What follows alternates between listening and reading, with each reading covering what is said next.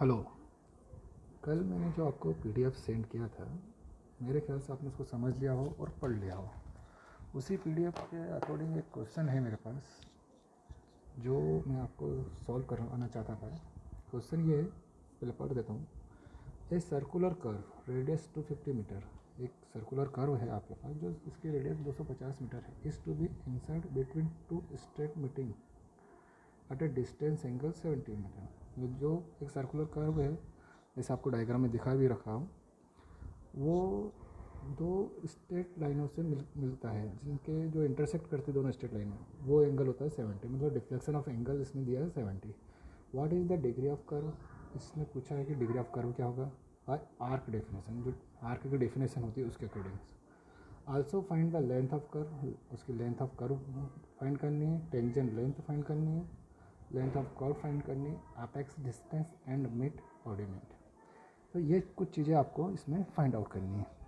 तो जैसे आपको पीडीएफ में एक फिगर शो कर रखा हूँ मैं, जिसमें डिफ्लेक्शन एंगल मैंने फिगर में लिखा भी है कि डिफ्लेक्शन एंगल 70 है, और सी से T1 जो है टेंजेंट बैकवर्ड लेंथ है, लेंथ ऑफ टेंजेंट बैकवर्ड, और सी T2 जो है फॉरवर्ड लेंथ ऑफ टेंजेंट।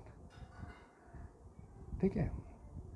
और लॉन्ग कॉर्ड T1 से T2 है, मिड ऑर्डिनेट इसका C से D है, अपेक्स डिस्टेंस C से C डैश है। ठीक। तो अपने को ये चीज़ें दिया हुआ।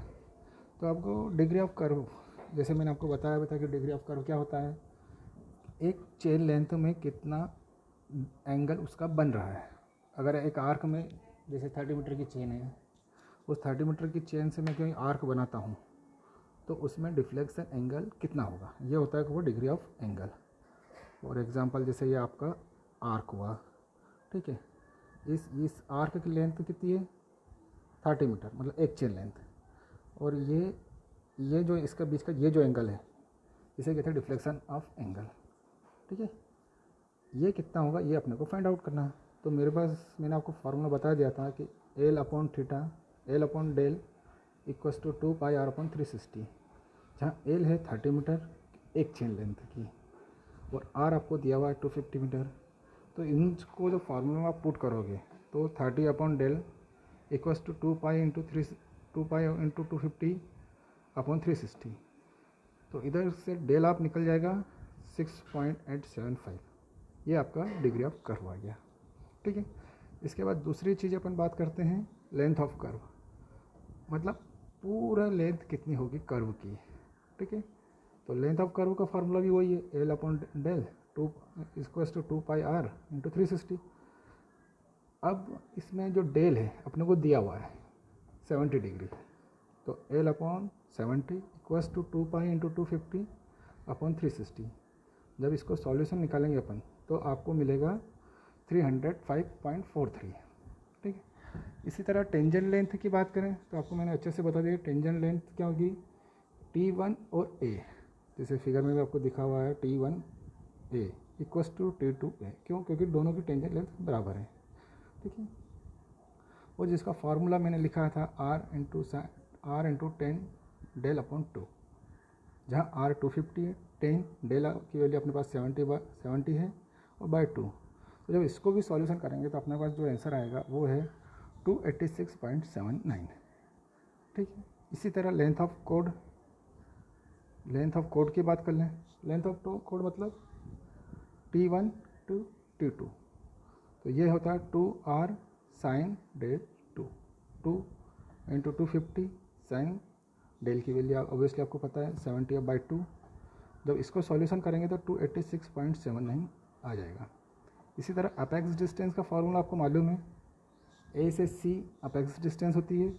आर्क का जो मिड पॉइंट होता है आपका, वहाँ से लेकर जहाँ पर आपकी टेंजेंट इंटरसेक्ट करती है वहाँ तक की डिस्टेंस अपेक्स डिस्टेंस या एक्सटर्नल डिस्टेंस कहलाती है, जिसका फार्मूला आपके पास मालूम है, आर कोष्टक into sec deflection angle by 2 - 1। तो इसका आर की वैल्यू आपके पास 250 है, सेक आपको मालूम है deflection angle 70/2, sorry deflection angle 70 और बाय 2 आपको मालूम दिया ही हुआ है -1। तो इसका जब निकालोगे तो 19 मीटर इसका आ जाएगा। मिड ऑर्डिनेट का क्या मतलब होता है कि अगर आपके लॉन्ग कॉर्ड है उसका मिड पॉइंट और आर्क का मिड पॉइंट को जब हम जॉइंट करते हैं, ठीक है, तो उसे मिड ऑर्डिनेट कहते हैं। जैसे मैं डायग्राम में बता देता हूँ आपको। ये आपका आर्क हो गई, ये आपकी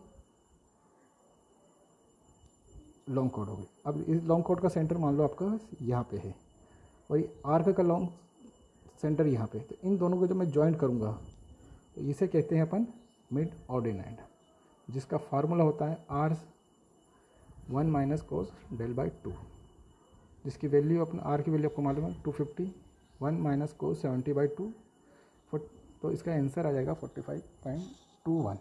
तो इस तरह आपने देखा कि एक नॉर्मल क्वेश्चन को अपन किस तरह सॉल्यूशन कर सकते हैं, ठीक है। अब अगले क्वेश्चन की बात करते हैं।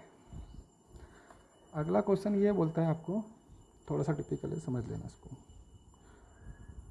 2 tangent intersect at a chain as 50.60, ठीक है, chainage 2 tangent intersect at a chainage 50.60। इसको अगर आप बनाते हुए चलोगे मेरे साथ तो बहुत अच्छा रहेगा।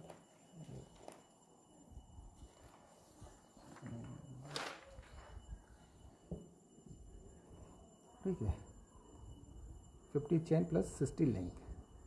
The deflection angle beginning 61। Deflection angle मतलब वो इंटरसेक्ट लाइन के बीच का जो एंगल आपको दिया हुआ है, मैंने फिगर में भी 61 दिखाया हुआ आपको, ठीक है। तो calculated the necessary data, calculate necessary data आपको फाइंड करना है। To set out a circular highway curve, एक हाईवे पे सर्कुलर कर्व डिज़ाइन करना है, तो उसके लिए जो सेट आउट करना है, तो उसके लिए जो नेसेसरी डाटा होगा वो आपको फाइंड आउट करना है। Of 20 metre 20 chain radius to connect the tangent by the method of offset from कोड, टेक 20 मीटर चेन लेंथ, ठीक है। एक चेन की लेंथ 20 मीटर दिया हुआ है और एक चेन में 100 लिंक दी हुई है। बात समझ में आ रही है? एक चेन की लेंथ कितनी हो गई 20 मीटर और एक लिंक, उसके अंदर लिंक है 100। तो एक लिंक है कि अगर अपन बात पूछें कि एक लिंक कितने का होगा, तो 20/100, सिंपल सी बात है। अगर 20 मीटर की चेन है जिसमें 100 लिंक है, तो लेंथ ऑफ वन लिंक 20/100 आएगा ही सही, ठीक है, 0.2 मीटर। इसमें कोई डाउट नहीं होना चाहिए। इसको सॉल्यूशन निकालते हैं। तो इसमें बेसिक पैरामीटर्स की बात कर लेते हैं अपन। तो रेडियस ऑफ कर्व आर क्या होती है, रेडियस ऑफ कर्व सामने वाले ने दिया हुआ है अपने को 20 मीटर चेन रेडियस। ये देखो बताते हैं आपको, ये लिखा यहाँ पे, ये लिखा है 20 मीटर 20 चेन रेडियस, 20 चेन की एक रेडियस है उसकी, ठीक है। और एक चेन की लेंथ है इसमें 20 मीटर, तो 20 चेन की लेंथ होगी 20 × 20 40 मीटर। तो आर आपके पास मिल गया 400 मीटर, ठीक है, 400 metre R equal to 400 metre, ठीक है। Length of tangent T1V equals to T2V2, sorry T1V equals to V2। इसका फार्मूला आपके पास मालूम है, R 10 deflection angle by 2, R आपके पास 400 10 61 डिग्री बाय 2, तो इसका आ जाएगा आपका 235.6। इसी तरह लेंथ ऑफ कर्व, ये जो मैंने आपको पहले ही बता दिया था, लेंथ ऑफ कर्व मतलब ये, इसकी लेंथ कितनी होगी, तो लेंथ ऑफ कर्व क्या हो जाएगा TC/T2, L deflection L upon deflection angle equals to 2πr/360, L equals to 2π into 400 into 61 degree 360। तो इसको जब सॉल्यूशन करोगे आप 425.86 लेंथ ऑफ कर्व जो मैंने आपको दे दी, ठीक है। अब इसकी चेनेजिंग की बात करते हैं। चेनेजिंग मतलब क्या होता है कि कहाँ से चेनेज चालू हुई, ठीक है। तो इसने V की चेनेजिंग दी हुई है, इंटरसेक्ट, जैसे इसने आपको दिया हुआ था tangent intersect at A chainage 50.6, मतलब जहाँ पर V पर ये इंटरसेक्ट कर रहा है तो यहाँ की चेन है, यहाँ पर डिस्टेंस कितनी दी हुई है 50.6, ठीक है। 50.6 मतलब 50.6 चेन, ठीक है, मतलब 50 chain plus 60 chain, 0.6 chain. 50 chain मतलब 50 इंटू 200 सॉरी 20 प्लस 0.6 और एक चेन लेंथ की कितनी है 0.2। तो इस तरह जब इसको सॉल्व करोगे तो आपके पास आ जाएगा 1012 मीटर, जैसे मैंने आपको सॉल्यूशन में गिवन है, ठीक है। तो V की चेनेज अपने पास 1012 आ गई। अब T1 की चेनेज चाहिए मेरे को, तो आपको अच्छे से मालूम है कि T1 से V मैंने लेंथ आप पहले ही निकाल चुके हैं अपन। तो जब 112 में से अपन 235.6 माइनस कर देंगे तो अपन T1 पे आ जाएंगे, ऑब्वियसली बात है, सिंपल सी बात है। तो आपके पास ये आ जाएगा 776.4। इसी तरह चेनेज है T2 की चेनेज अपने को फाइंड आउट करनी। तो T1 में अगर मैं लेंथ ऑफ आर्क प्लस कर देता हूँ तो क्या आ जाएगा अपने पास 4, लेंथ ऑफ आर्क 425.86 है, तो ये आ जाएगा आपके पास 1202.26, ठीक। तो लेंथ ऑफ चेनेज है T भी आ गया। अब इंटरमीडिएट कॉर्ड लेंथ। अब इंटरमीडिएट कॉर्ड लेंथ क्या होती है? इंटरमीडिएट कॉर्ड लेंथ क्या होती है कि उनके, जैसे आपने ये आर्क बनाया हुआ है,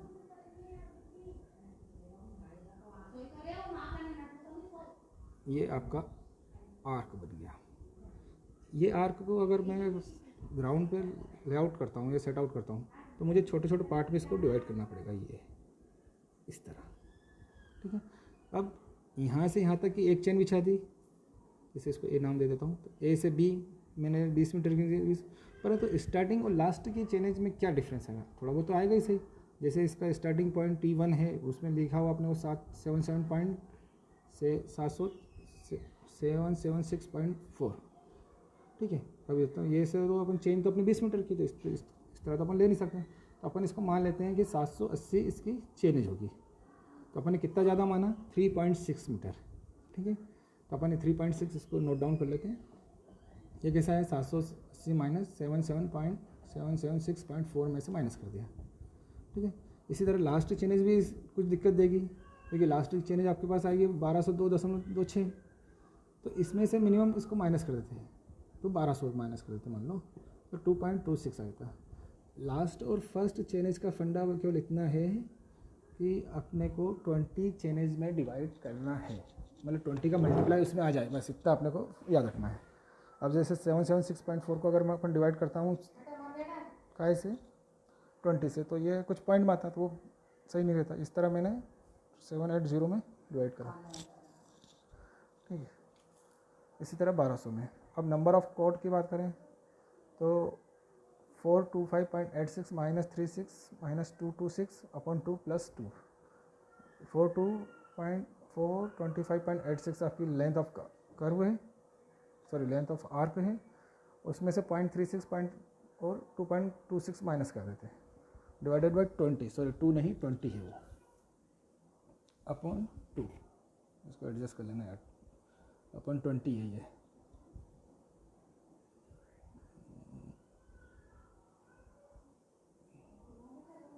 यहाँ पर ये 20 है, ठीक है, प्लस 2। तो इस तरह टोटल नंबर ऑफ कोड आएगी आपके पास 23, ठीक है। तो फर्स्ट कोड की लेंथ आएगी 3.36 और सेकंड कोड की लेंथ आएगी लास्ट कोड की लेंथ आएगी आपके पास 2.26, ठीक है। और बाकी सब इंटरमीडिएट लेंथ ऑफ कोड होगी, जिसकी तो आपको मालूम है 20, ठीक है। अब offset from code produce method से अपन इसका ऑफसेट करेंगे। फर्स्ट ऑफसेट आपको मालूम, मैंने वो फार्मूला बता दिया था, C1 का स्क्वायर अपॉन 2R। C1 आपको मैंने बताया 3.6 का स्क्वायर अपॉन 2 इंटू R की वैल्यू 400। तो इस तरह इसकी जो आएगी 1.62 इंटू 10 की पावर -2 आएगा। इसी तरह सेकेंड ऑफसेट की बात बता दें अपन, O2 C1 plus C2 कोष्टक C1 plus C2 into C2 upon 2R। तो C1 की वैल्यू अपने को 2.6, C2 की वैल्यू 20 इंटू 2 इंटू R की वैल्यू 400, तो इस तरह इसमें आ जाएगा 0.59। इसी तरह अपन लास्ट की बात करें तो 23rd ऑफसेट की, तो मैंने आपको एक जनरल फार्मूला याद हो तो बताया था कि ON मतलब ONth ऑफसेट का फार्मूला मैंने बताया था CN-1 plus CN into CN upon 2R। अगर ON है तो उससे कम एक कम वाली ऑफसेट लेते हैं अपन, जैसे आप ON की वैल्यू मान लो 10 है, ऑफसेट नंबर 10 आपको निकालना है, तो C1 C9 आएगा plus C9 plus C10 into C10 upon 2R, R आपको मालूम है। तो इसी तरह इसमें C23 की बात करें तो C22 plus C23 into C23, तो C22 तो 20 आएगा प्लस C23 2.26 था इंटू C 2.226 अपॉन में 2 इंटू 400। ठीक है, तो मेरे ख्याल से आपको समझ में आ गया होगा। अगर समझ में इसमें कुछ भी डाउट हो आपको तो मुझे कांटेक्ट कर लीजिए, मैं आपका हर डाउट को क्लियर करने की कोशिश करूँगा।